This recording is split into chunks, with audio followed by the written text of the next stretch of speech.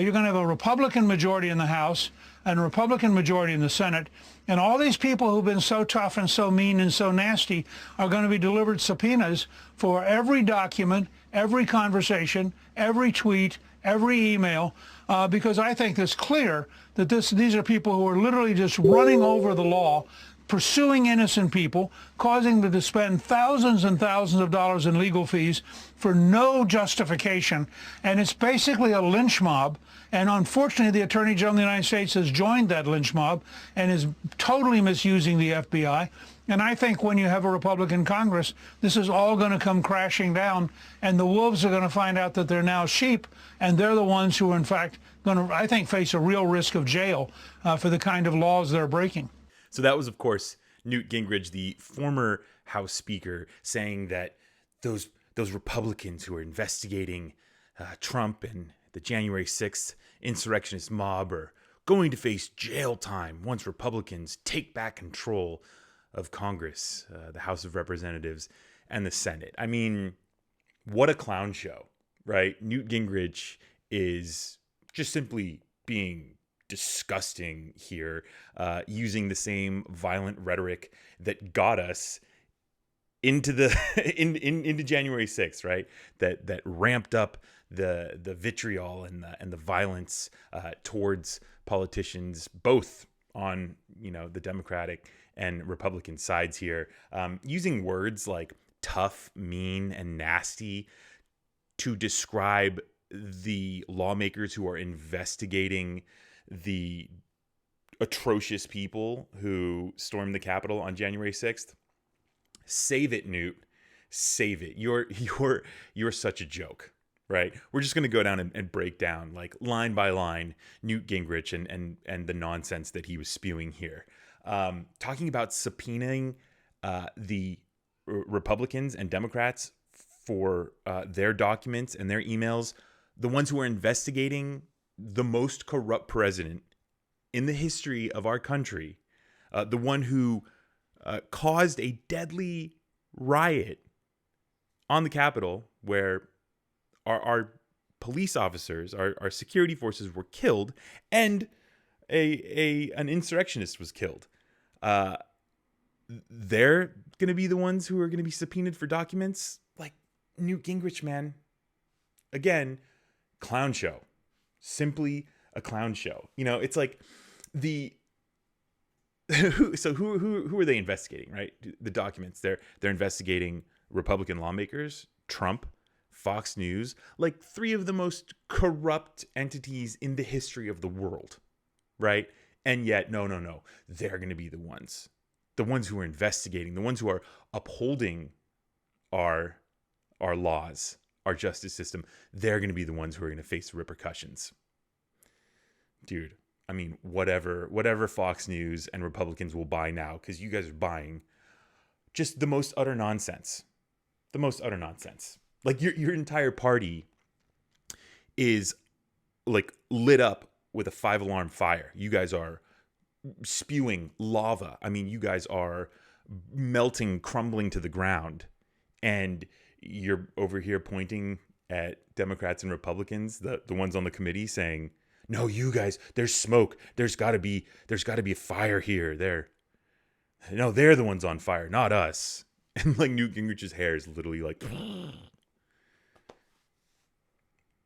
Newt, come on, man. He says that these lawmakers are running over the law. Like, typical projection, right? Something that Donald Trump did all the time. No. You're the corrupt ones. Not me. Not the one who spewed lies about the electoral results. Not me, the one who tried to send in fake electors. Right? Not me, the one who sent my cronies out to go convince state lawmakers that they need to hold recounts and that they need to trash the election results. No, not us. No. It's you. It's you. You're running over the law. Sorry, Newt. Like, nobody's buying this. Nobody's buying that. They're running over the law to attack innocent people, which is just so hilarious because even Kevin McCarthy, the minority leader right now in Congress, there's audio tape of him admitting that Donald Trump knew he was responsible. That's not innocent. That's guilty. But again, more projection, right? No, we're innocent. And victimhood, right? That's Newt Gingrich's and the GOP's and Donald Trump's whole thing. No. We're the victims here. No, trust us. Trust me, the con man. Disgusting. And then he talks about the money that's being spent to investigate an attack on our Capitol where people died. And yet he's totally ignoring the millions of dollars that was spent in states like Arizona to hold recounts, right? To check the votes that were based completely on lies, which the Rolling Stone has emails that they obtained just over the past week describing the big lie and where it came from and how it trickled into these state legislatures like Arizona and how these Republicans just jumped on it and went with these $1 million recounts that actually confirmed that Biden won. I'll link that article down below. Fascinating read. Fascinating. Check that out. And then he goes on to say, they're running over the law to attack innocent people and spending all this money without any justification. Like, without any justification? January 6th. Again, people died. Again, attack on our nation's capital.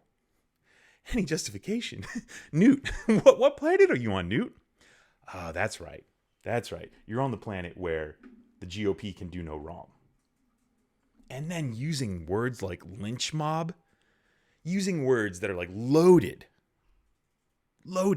to describe the investigation of white nationalists who stormed the Capitol. Like the audacity of this guy, right? Just how insensitive and how big of a jerk this guy is. It's just, it's again, like, how many times do I have to say he's disgusting, right? Like, Newt Gingrich, man, you are one of the most disgusting people who's on TV right now, who's doing, like, political analysis. You're a joke. And then he talks about the real risk of jail. And that's kind of like the crux of all this, right? Threatening Liz Cheney and Rasmussen with jail time for investigating the insurrection. I mean, note that he doesn't say anything specific, right? Any laws that they're breaking. He's just like, no, they're going to go to jail because we're going to find out that they're breaking the laws. Meaning, like, Republicans are going to try to do everything they can. They're going to hold committee after committee in the House to investigate the investigation, right? And they're going to come up with all sorts of distractionary measures to try to convince people that, no, this investigation is really just a political witch hunt. And that Rasmussen and Cheney, they just don't like Trump. And that somehow is breaking some law that, I mean, the mental gymnastics that you have to go through as a Republican to, like, sit there and go, yeah, yeah, Newt, right, yeah, they're going to go to jail, right, yeah. Why? Oh, I don't know. We don't know. But they're going to go to jail, Newt. And Newt's like, yeah, jail time. You're going to go to jail. I mean, this is really, it's just it's a baseless threat, right? With, again, no real specifics. And it's also like, this is serving to obstruct the committee's investigation. Like, Newt, like, what are you doing? You're a former lawmaker. Like, you're supposed to be, your entire purpose, at least as a lawmaker, was to uphold the Constitution. And now, as a Fox News contributor, it's to just skew reality to benefit, you and Trump. And that's what this really does. This also goes back to highlight the fact that, like, there were Fox News contributors, right? The Hannitys, the Laura Ingrams, that were texting the Trump White House throughout this madness and throughout the Trump administration. people inside the White House said that Trump would come downstairs and say, well, Sean Hannity thinks we should do this. And his advisors are like, oh my God, this is crazy. Like the power that Fox News had. And this goes back to me saying that they're one of the most corrupt, entities ever. Because while they're saying, oh, the media is, the media and the politicians are one and the same. And it's like, no, that's for you. That's true for you, right? That's true for Sean Hannity and Laura Ingrams and the Fox News. The hypocrisy is just insane. It's insane. And so, because he threatened Liz Cheney and Rasmussen with jail time, Liz Cheney hit back on Twitter, and so did Rasmussen. Liz Cheney responded by saying, a former Speaker of the House is threatening jail time for members of Congress who are investigating the violent January 6th attack on our Capitol and our Constitution. This is what it looks like when the rule of law unravels. Rule of law, right? It's funny that she uses rule of law because the GOP is supposed to be this, like, we're the law and order party. And yet they're the ones consistently like flouting laws. They're the ones who tried to lead a mob to kill lawmakers who disagreed with the outcome of a free and fair election. Okay, yeah, you're the party of law and order, right? And then Rasmussen had a strange response. Rasmussen tweeted a video of Chris Farley in Billy Madison pouting while he was driving a bunch of kids to a field trip. And I didn't quite get it. I didn't quite understand what the context of that was. So I went back and I rewatched it. And as the kids are getting onto the bus, Chris Farley looks up the skirt of Billy Madison's teacher, which I thought was interesting because Newt's had how many wives? Anyway, and then right before he's pouting, he says his line is, "I'm going to turn this bus around and I'm going to end your field trip," which so I was trying to figure out, and maybe you can help with this in the comments. You let me know what you think the metaphor is here. So is Chris Farley Newt Gingrich? And he's threatening to turn the bus around, but so he's driving the bus, or at least I guess in his own mind he's driving the bus. And then so does that make the school kids the January 6th committee? And then what does that say about Rasmussen? I don't know. I didn't quite get Rasmussen's response, which makes me think Rasmussen, what did you tweet that, or did your social media team tweet that? And maybe you guys could clarify that. I'm not too sure. But yeah, what do you guys think of Rasmussen's response? What is the deal there with that? But getting back to Newt making these threats of jail time for lawmakers, who does that sound like? That's Donald Trump during the 2016 election, right? The locker up, right? Anybody who disagrees with us, jail time, which is just yo man, that's dictator talk, right? That's how autocrats work.